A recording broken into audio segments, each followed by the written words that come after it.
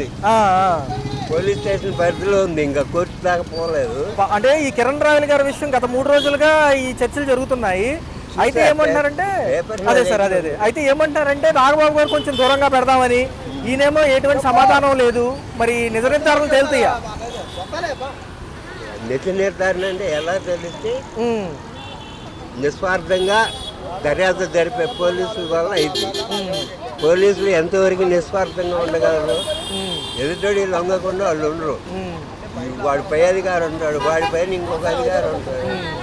వాళ్ళ లొంగుబాటులో వీడు ఏ నిర్ణయం తీసుకుంటారు.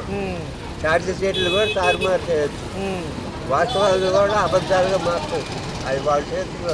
సార్ చూసుకుంటే మరి ఏంటి సార్ ఈ ఢిల్లీ ఎన్నికల్లో గెలిచింది చంద్రబాబు వాళ్ళ పర్యటన వల్లే అంటున్నారు, ఎంతవరకు నిజమే? అది నిజం కాదు. ఢిల్లీలో కేజ్రీవాల్ వల్ల కొంచెం చిన్న చిన్న తప్పులు జరిగాయి. కేజ్రీవాల్ చేయాలని చేసినవి కాదు. దానికి తోడు బీజేపీ వాళ్ళు ఖచ్చితంగా దీన్ని ఎలాగైనా లొంగ తీసుకోవాలి, పొంగ కొట్టాలి, బయటికి పంపేయాలని ప్రయత్నం చేశారు. వాళ్ళు చేసిన ప్రయత్నాల్లో విజయం సాధించారు. ఒక పక్క చూసుకుంటేనేమో జగన్మోహన్ రెడ్డి గారు 2.0తో వస్తామంటున్నారు. పాల్ గారు కూడా ఈయనకి కన్వీనియంట్గా అంటే ఈయన సపోర్ట్గా మాట్లాడుతున్నారు కదా, జగన్కి నేను ఉన్నాను అంటనని. పాలు ఆయన ఒక నిర్ణయమే, ఆయనకి ఏదో ఒకటి పదవి కావాలి రాజకీయంలో. అది ఏ జగన్ గెలవని ఎవరన్నా గెలవని అది పిలిచి పేటేసి పదవి ఇవ్వాలి.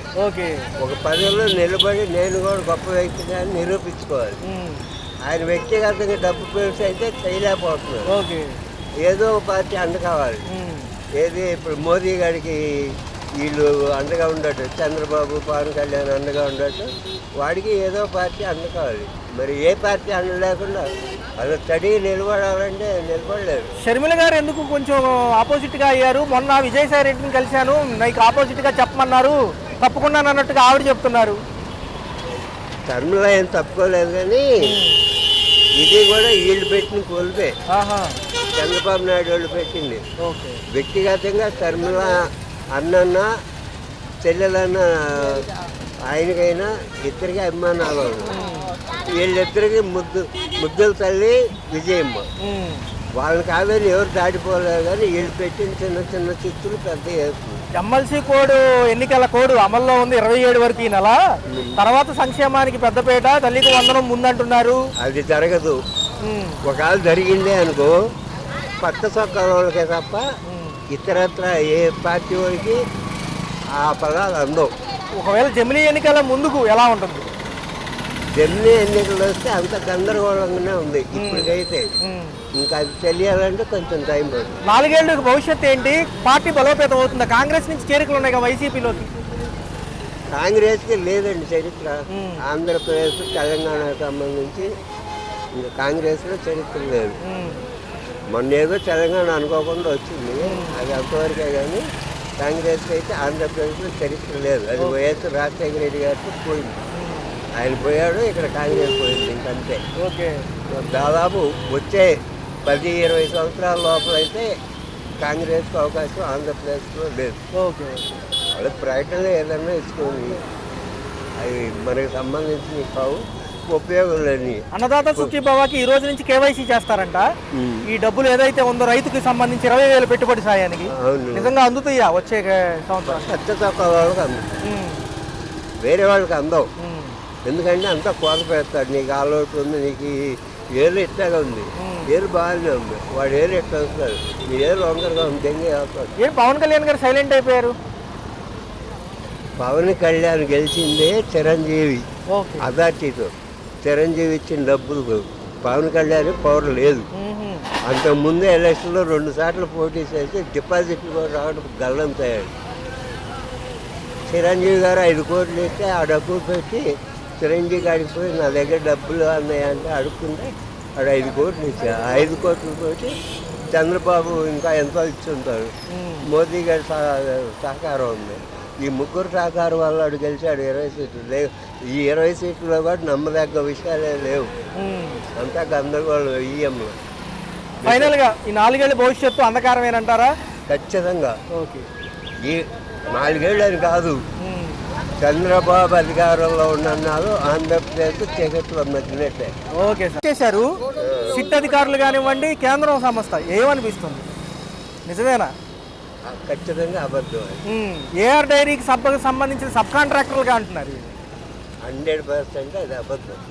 ఎందుకంటే ఎన్నో సంవత్సరాలు నా 70 ఏళ్ళ సర్వీస్లో నేను చాలా సంవత్సరాలు పరిశోధన చేశాను. ఏది నాకు నా బ్రెయిన్తో. ఓకే. కానీ తిరుపతి కన్నా ఇంకా గ్రాండ్గా స్వచ్ఛందంగా దర్శన చరిత్ర ఏ దేవాలయానికి లేదు. అక్కడే ఇంత అన్యాయం, ఏదన్నా చిన్న చిన్న నేరాలు జరుగుతుంటే సహజం, కానీ ఇంత పెద్ద నేరం జరిగిందంటే నమ్మదగ్గ పని కాదు. మరి మరొక అంశం చూస్తే జనసేన వైపు కిరణ్ రాయల్ గారు తిరుపతి ఇన్ఛార్జి, ఆయన ఏంటి మహిళల వైపు ఏదో దారుణంగా ప్రవర్తించారు అంటున్నారు. ఎంతవరకు సమంజసం అంటే గతంలో ప్రభుత్వాలు ఇచ్చాయి కాబట్టి ఇప్పుడు ఇవ్వాలి తప్పదు, ఎలక్షన్స్లో చెప్పాము. కొంత సమయం తీసుకుని ఇవ్వచ్చా, లేకపోతే పథకాల మీదే వెళ్ళిపోవచ్చా, లేదా అభివృద్ధి కోసం ఆపుదామా, ఇవన్నీ అడుగుతున్నారు కదా అసలు జనం. చూద్దామన్నా, ఇప్పుడు టైం ఎంత అవ్వలేదు కదా, 9 నెలలే ఉంది కదా, చూద్దాం ఇది వరకు ప్రభుత్వం లాగా చేస్తారా లేదా అనే దాని గురించి. ఇంకా బోల్డంత సమయం ఉంది కదా, ఆ సమయాన్ని బట్టి చేయిపోయారు అనుకో జనమే తెలుసుకుంటారు.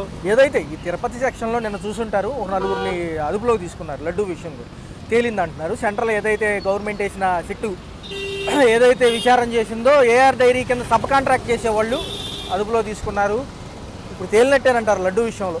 లేదన్నా అవన్నీ ఉత్తమాటలే. అది తిరుపతి లడ్డూలో చేయాలంటే అది సాధ్యపడే పని కాదన్న. అది ఎవరో అది సాధ్యపడే విషయం కాదు. అంటే ఏదో 800 చిల్లర ఏదో 500 చిల్లర అంటున్నారు. గత పోయిన ప్రభుత్వం కూడా మంచి ప్రభుత్వమేనన్న, దాన్ని తప్పు పడుతున్నా. అంటే ఎందుకంటున్నానంటే, ఎందుకు అడుగుతున్నామంటే టెండర్లు వేసేవాళ్ళు వేస్తారు, వాళ్ళు ఏం చేస్తారు ఇంటర్నల్కి వెళ్ళి ఎవరో చూడరు.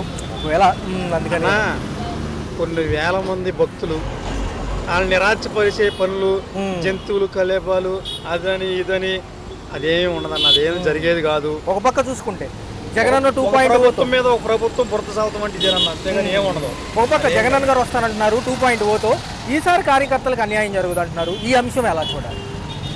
జగన్మోహన్ రెడ్డి గారు అన్న మాట మన్న ప్రకారంగా చేశారన్న. ఏంటి ఆయన అన్న మాట ప్రతి ఒక్కటే కాడ నెరవేర్చాడు. ఆయన తప్పేం చేయలే. ప్రతి ఒక్కటే కాడ మాట మాట మాట మాట చెప్తే మడం తిప్పను అన్నట్టు ఆయన కరెక్టే చెప్తాడు. మాట ఏమి మార్పు ఉండదు. చూసుకుంటే ఈసారి కొంచెం ప్రజలకు దగ్గరగా ఉంటాను, నిజంగా కష్టపడిన కార్యకర్తలకు దగ్గరగా ఉంటాను. రెండోది చూసుకుంటే మొత్తం మళ్ళీ జనంలోకి వస్తాను అంటున్నారు ఆయన. రెండోది కాంగ్రెస్ నుంచి ఎక్కువ చేరికలు కనపడుతున్నాయి ఇటు సైడ్. ఎందుకంటే మొన్న శైలజానాథ్ రెడ్డి గారు జాయిన్ అయ్యారు. మరి ఎలా ఉండబోతుంది ఈసారి? మళ్ళీ పుంజుకుంటుంది అంటున్నారు. ఏంటిది? Party YSR party. YSR party ఈసారి గెలుచుద్దన్నా, తప్పనిసరిగా గెలుచుద్ది. ఎందుకు షర్మిల గారు ఏంటి విజయసాయి రెడ్డి గారిని కలిసి ఒక ప్రెస్ మీట్ పెట్టారు ఎయిర్పోర్ట్లో, ఆ అంశాలు ఎందుకు అని అంత తీవ్రతరంగా ఉన్నాయి? అదంతా ఏమి ఉండదులే అన్న, అదంతా జరిగేది ఏమి ఉండదులే. కానీ ఏంటి సార్, ఏంటి కిరణ్ రాయల్ గారి విషయమే ఎక్కడ చూసుకున్నా గత 2 రోజులుగా తిరుపతి ఇన్ఛార్జి జనసేన నిజ నిర్ధారణలు తర్వాత తేలుతాయి. మరి ఏంటి పవన్ కళ్యాణ్ గారు ఏం చర్యలు తీసుకుంటారు? ఆయన ఏమి మాట్లాడలేదు కన్నా, అదని ఇదని ఇదని అదని అనేవాడు వ్యక్తి. మరి ఇప్పుడేం మాట్లాడలేదు కదా, మరి ఆయన ఉద్దేశం ఎట్టుందో ఏంటి? నాగబాబు గారు ఏంటో దూరంగా ఉండమన్నట్టుగా చెప్పినట్టుగా తెలుస్తుంది. ఎందుకంటే నిజ నిర్ధారణల తర్వాత విషయం అనుకోండి. సో ఏంటి మరి పార్టీ బలోపేతం అవ్వడానికి వైఎస్ఆర్సీపీ ఎలా కష్టపడుతుంది? మరి ఢిల్లీలో అన్న ఉంది కాబట్టి ఇక్కడ కూటమి ఎలా ఉంటుంది? ఈ రెండు కూటమి బాగానే ఉందన్న, కూటమి పర్లా బాగానే ఉంది. చూద్దాం, మూడంత టైం ఉంది కదా, వాళ్ళు చేయరు అని పోవటానికి మన తప్పు. ఎందుకంటే సమయం వచ్చికాడ 9 నెలలే కదా అయింది, ఇంకా టైం ఉంది కదా, మనం చేయరు అంటే అక్కడ మన తప్పు, పొరపాటు. చూద్దాం. ఇప్పుడు ఆ రోజున జగన్మోహన్ రెడ్డి గారు మరి చేతకి చేయిపోవటం కదా, 2 సంవత్సరాలు కోవిడ్ వచ్చింది కదా, అట్టాగే డేకి ఇచ్చారు వైఎస్ఆర్ ప్రభుత్వం. కోవిడ్ వచ్చింది, ఏం చేయలేకపోయాడు. మరి వీళ్ళు ఏం చేస్తారో ఏంటో చూద్దాం. మొన్న ఫైర్ యాక్సిడెంట్ ఏమంటారు? ఆకతాయిలు చేసింది అని అంటారా? ప్యాలెస్ దగ్గర అయిందిగా, ఏదన్నా జరుగుండొచ్చా? ఏదో అక్కడ ఇదేనన్నా, అంతేగాని. తిరుపతి లడ్డూ విషయం మళ్ళీ ముందుకు కదిలింది. ఒక పక్క సంక్షేమం లోకేష్ గారిని అడిగితే ఓకే అంతా రీఇనిషియేట్ అవుతుంది, లైన్లో వస్తుంది అంటున్నారు. సో చూద్దాం, ఏదైతే ఉందో ఉగాది వరకు టైం ఉంది కాబట్టి. మరి మిగతా అంశాలు ఎలా అనిపిస్తున్నాయి చూసుకుంటే? జగనన్న 2.0 అంటున్నారు. ప్రతిపక్షాలు మళ్ళీ బలపడే ఛాన్స్ ఉందా? ఎందుకంటే ఎమ్మెల్సీ పట్టభద్రుల ఎలక్షన్స్ త్వరలో ఉన్నాయి, 27 జరగబోతున్నాయి. ఇవన్నీ కరెక్టే మీరు చెప్పిందండి. దీనికి ఏంటంటే సమయం ఇవ్వాలి. వచ్చి 6 ఏళ్ళు అయింది, 6 నెలల 6 ఏళ్ళు అయింది. మరి ఆయన చూసుకోవాలి కదా. ఓ పక్కనేమో కుదవబెట్టి అప్పులు తీర్చుకోవాలి, ఓ పక్కన ఇవ్వాలి. కంగారు పెట్టి మనం ఆయన కంగారు పెడితే అట్ట. అలా మనం కూడా ఆలోచించాలి అడిగేటప్పుడు. అయితే ఏమంటున్నారంటే ఈ మనకి అభివృద్ధి సంక్షేమం రెండు కళ్ళు. అయితే ఏంటంటే సంక్షేమానికే మొత్తం మనకు వచ్చిన నిధులు కేటాయిస్తే మళ్ళీ అభివృద్ధి ఉండదు. సో ఏంటంటే రోడ్ల వ్యవస్థ కానీ అన్నీ చేస్తామంటున్నారు. మరి సంక్షేమం కోసం చూసే వాళ్ళకి నెగిటివిటీ ఉంటుంది కామన్గా, ఎందుకంటే పథకాలు పొందేవాళ్ళు ఇంకా రావట్లేదని ఉంటారు. సో ఎలా ఉంటుంది అంటారు ఈసారి? సార్ బాగానే ఉంటుంది, కాదంటే కొంచెం టైము అది చేయాల్సిందని చేస్తారు. నిలబెట్టిన 4,000 పెంచినంటే పొద్దున్నే ఇచ్చేస్తున్నారు. అది ఓకే, కరెక్ట్ కాదంటలే. రోడ్లన్నీ చేపిస్తున్నారు, ఏది బొక్కలన్నీ పూడిపిస్తున్నారు. మరి వేయాలంటే డబ్బులు కావాలిగా, డబ్బులు కావాలంటే అమ్ముకోరాలి. ఎవరు సరిగ్గా కడుతున్నారండి? అలా కట్టకపోవడంతో వచ్చిన ఇబ్బంది ఇదంతా. నలుగురిని అరెస్ట్ చేయడం జరిగింది తిరుపతి లడ్డు విషయంలో. ఏఆర్ డైరీ సంస్థకు సంబంధించి సబ్ కాంట్రాక్టర్లు ఎవరైతే ఉంటారు, మరి ఏమంటారు? తేలిపోయినట్టేనా? ఎందుకంటే పెద్ద సెంట్రల్కి సంబంధించిన విభాగమే కదా విచారణ చేసింది. అలాగా సార్, కరెక్టే లడ్డూలో జరిగింది అంటున్నారు. అప్పుడు ఏం చేశారండి? జరిగేటప్పుడు ఏం చేస్తున్నారు? కాము కూర్చున్నారా? జరిగిన తర్వాత మాట్లాడుతున్నారు. కాకపోతే ఏంటంటే జరిగేటప్పుడు చూసుకోవాలి ఏం జరుగుతుందో ఏంటని. 4 పక్కల తిరగాలి, తిరిగితే మనకు అర్థం అవుతుంది. ఏమీ లేకుండా ఏమవుతుందండి? ఏం సార్, ఏంటి కొంచెం ఈ జనసేన ఇన్ఛార్జ్, తిరుపతి ఇన్ఛార్జ్ కిరణ్ రాయల్ గారికి ఏంటి కొంచెం ఏదో సమస్య నడుస్తుంది ఎందుకంటారు? నిజంగా ఉందంటారా? ఏదో ఒకటి తెరపైకి ఉంటుంది అంటారా? లేకపోతే ఏదైతే మనకైతే తెలియదండి ఏంటి. కాకపోతే ఏంటంటే ఇలా టీవీలో వస్తున్నాయి కాబట్టి చెప్పడం, అంతమించి వేరే ఏం లేదు. అంతా బాగానే ఉంటుంది, ఇబ్బంది ఏం లేదు. ఢిల్లీలో కూడా బీజేపీ పాగా పాతింది. మరి ఏంటి బాబు గారు ప్రచారం చేసిన ఏరియాలో కూడా గెలిచారంటున్నారుగా, ఎలా ఉంటుంది? అంతా బాగానే ఉంటుంది, ఇబ్బంది ఏం లేదండి. ఆయన ఏంటంటే తెలియగలడు, అన్నీ చేయగలడు. కాకపోతే ఏంటంటే కొంచెం సమయం తీసుకోవాలి అంతే. స్మార్ట్ మీటర్లు వస్తున్నాయి, మరి ఏంటి రెడీగా ఉండమంటున్నారుగా? స్మార్ట్ మీటర్లు రీఛార్జ్ అంట. రీఛార్జా? అవన్నీ కొత్త అండి. అందరూ అంటే సాఫ్ట్వేర్లు వెళ్తున్నారు ఇంటికి ఒకళ్ళు. 2 లక్షలు 3 లక్షలు జీతం తీసుకుంటున్నారు. కొత్త వెరైటీ తీయాలి, అవి మన మీద వేస్తున్నారు, మనం బాధపడాలి అంతే. ఉగాది నుంచి మిగతా తల్లికి వందనం అన్నీ ఓకేనా? అవుతాయా?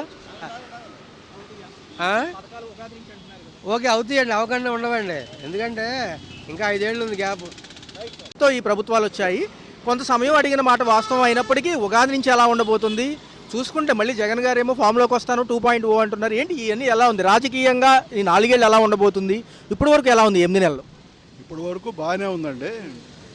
కాకపోతే సంక్షేమ పథకాలు ఇంకా బాగా పూర్తిగా డెవలప్ చేయాలా, ఇంకా టైం పడుతుంది. ఇంకా ఈ ప్రభుత్వం కొద్దిగా సుస్థిరంగా ఉండాలి.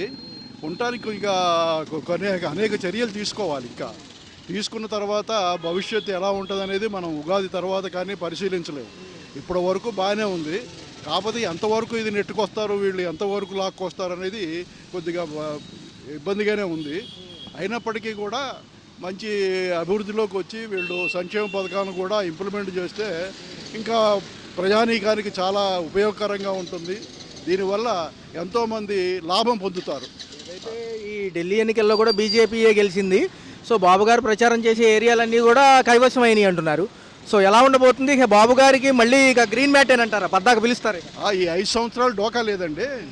ఈ 5 సంవత్సరాల లోపల వాళ్ళు ప్రూవ్ చేసుకోవాలా. వాళ్ళ ప్రభుత్వాన్ని గెలిపించినందుకు ఈ ప్రజలు ఎంతో నమ్మకం పెట్టుకున్నారు. ఆ నమ్మకాన్ని వీళ్ళు నిలబెట్టుకోగలిగితే వీళ్ళకి డోకా లేదు.